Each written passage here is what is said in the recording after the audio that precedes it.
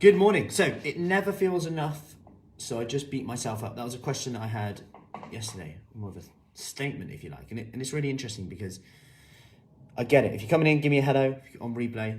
Let me know over the next 3 to 5 minutes. I'm going to be going over this, how to look at things a little bit differently here and what to do if you find yourself into that trap where you just beat yourself up because you don't feel like what you're doing is enough. Okay, you don't feel like what you're doing is enough. And if you do want a copy of my Christmas survival guide, where I'll be going over how to curb cravings, how to enjoy yourself and meals out, just comment below with guide or write guide below, and I'll send that over for you. That's just finished. Anyway, so what to do if you're in this space, if you drop in this space. Let me know if you can resonate with this. So we spoke about how far she'd come so far. Now think about where you are right now. So you've obviously made this, when you start things, you're obviously made the decision to do something, you've probably done something. That's point one to make. So you've started here, you're now here. Now all your confidence is over here, in that gap between how far you've come there. Confidence, that's wins, that'll give you the courage to go forward. Unfortunately, often we're looking that way. We're just looking that way, which is fine, by the way. It's important to look up and get inspired. We're looking at the top of the mountain.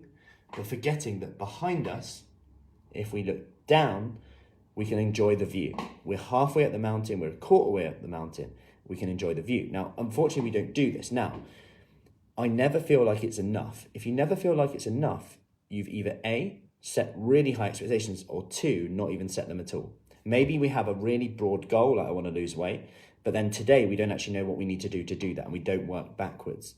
So my first point here would be to make sure you have an expectation of what you're going to do today. What's one thing that if you did today, you'll be happily satisfied with and will make everything else easier?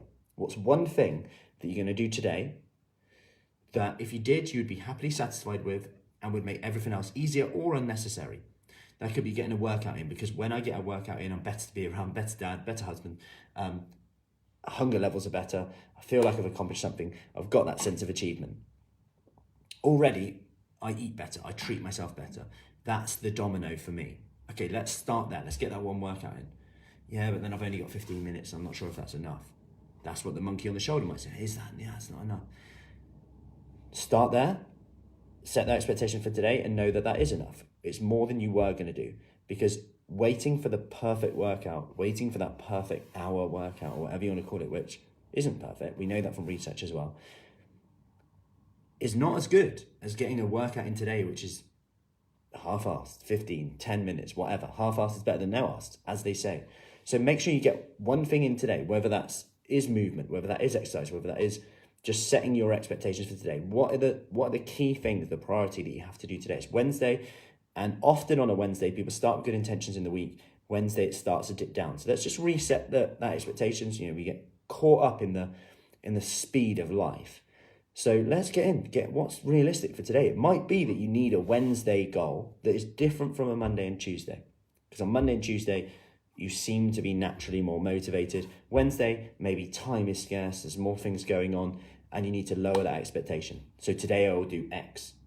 Have that expectation, write it down. This is the expectation I have of myself today, and I'm going to be happy with that. I'm not going to judge, because when that judgmental nature comes in, we're comparing ourselves to other people. We're comparing ourselves to other people because they're doing that, or we're comparing ourselves to what we did 20 years ago on a Monday when we were super motivated, to what we were doing on December the 8th or whatever it is. So that is number one. Number two, we need to start looking at what we're doing well. We need to count our wins. And this is a really simple one, but if you want to feel more confident, if you want to feel more motivated, if you want to put your attention on what you're doing well, which will give you more energy, we have to do something to give us more energy. We have to do something to raise that. And the quickest way to do that is to look at what you're actually doing well, because quite often we just look at what we haven't done. Oh, I only did a 15-minute workout today. It's rubbish. Well, we just had a discussion that you're super busy at the moment. You're going to start in January. You've just done a 15-minute workout. It's 15 minutes more than before. And I can guarantee you, when you get to January, from doing a 15-minute workout, you'll be in such a better space to move quickly, to get through that. Oh, this is going to be my first workout in a while. All those types of things. I'm going to have to change everything at once. All these things start to add up then. So what I want you to do is just write down 3 wins from today, no matter how small. Now, this is about self-confidence. This is about from body image to actually remembering that energy will flow where your attention goes. Where you put your attention, that's pretty much what will happen to your energy. If you're thinking about, this is rubbish, COVID's rubbish, all these things that are probably out of your control, that's where your energy will go. If you're thinking about what you haven't done, well, that's a good sign of where you're going to feel. If you want to know where you're going to be 6 months from now, 3 months from now, have a look at your habits today. Where do you spend your time? Where do you spend your energy? What do you do? That's a good indicator of what your life will look like 6 months from now. If you're starting to act based on how you want to feel, that's where the magic happens. Because if I act based on how I'm feeling, I won't do a lot of things. I wouldn't exercise that much, to be honest, because I don't really enjoy the exercise, so to speak.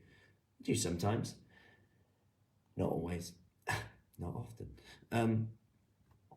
But I love having exercise. I love the feeling, the energy, that endorphin rush.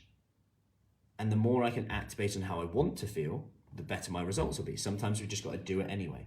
Think how many people go to work, do it anyway. 5, 4, 3, 2, 1, go and do it anyway.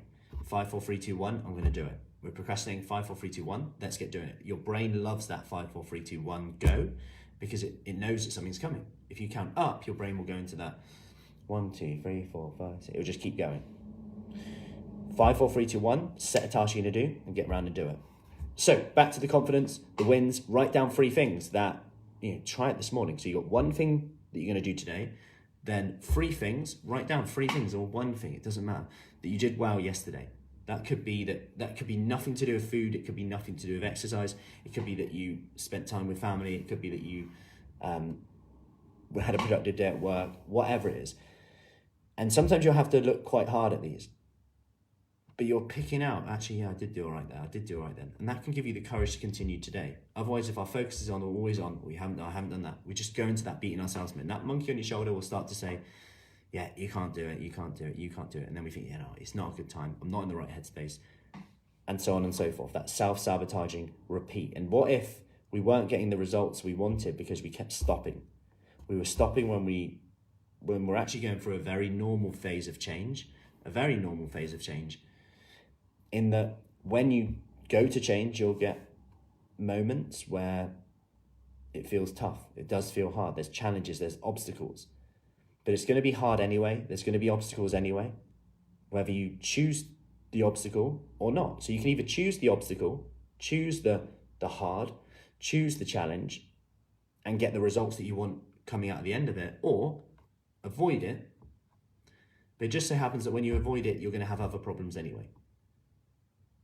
I speak to people a lot and they say, I just want to get a handle on my food, and this is what we're working on, from comfort eating to binge eating, to getting more exercise in, to getting fitter, to feeling healthier, coming off medication, diabetes, worried about health later in life, all these things. Yet some of the things we go through, and I'll say it will feel hard to make these changes. And I say, if you get in your other half, if you get in your bed and you get in your other half side of the bed, they'll be like, why are you in my side of the bed? That's how simple a little habit change can rock someone. What's going on? And we're so in default mode. Or if you work at someone else's desk at work, you just sit in their desk. Why are you sat at my desk? It's a big change. And this is how subtle, like the habits, we live our life on habits. It will feel hard. It will feel strange. It will feel different. It's not about being perfect. It's about actually embracing the obstacles and going, yeah, I'm finding this a little bit hard. I'm a little bit scared, actually. I'm finding this a little bit hard. What does that mean? Well, it means I'm probably pushing myself out of my comfort zone a little bit. This is where the excitement normally comes in, actually. What if I was a day away from a breakthrough now? I'm doing something that's a little bit exciting, a little bit scary. What if I'm a day away from really pushing on now and getting through this and coming out the other side, rather than stopping at the obstacle, then just going back to the other obstacle? AKA, it feels good for 3 days. You procrastinate. You don't have to face that obstacle that you're about to face, or that new thing, that scary thing, that new habit. That feels better. I don't have to go to there to exercise. Don't have to prepare that food or anything like that. I can just go back to what I was doing. But then 3 days passes, 4 days pass, and we realise we've got to do something again. I haven't got the energy. Why am I so tired? We've got a problem anyway. We might as well choose the problem, choose the obstacle, that leads to the outcome that we want, rather than being given an obstacle or a problem. Because the idea of a stress-free life isn't really true. Let's face it. There's going to be stress and problems anyway, whether you choose the ones that you want or not. Anyway, I've gone off on a massive tangent, haven't I? Anyway, I hope that helps. Any questions on that, do let us know. If you want my Christmas survival guide going over tips on curbing cravings, tips on eating out, tips on feeling more in control of food, and things that you can do around the Christmas period, just comment with guide below and I'll send that over to you. Any questions, as always, just let me know, and I'll see you soon. Take care.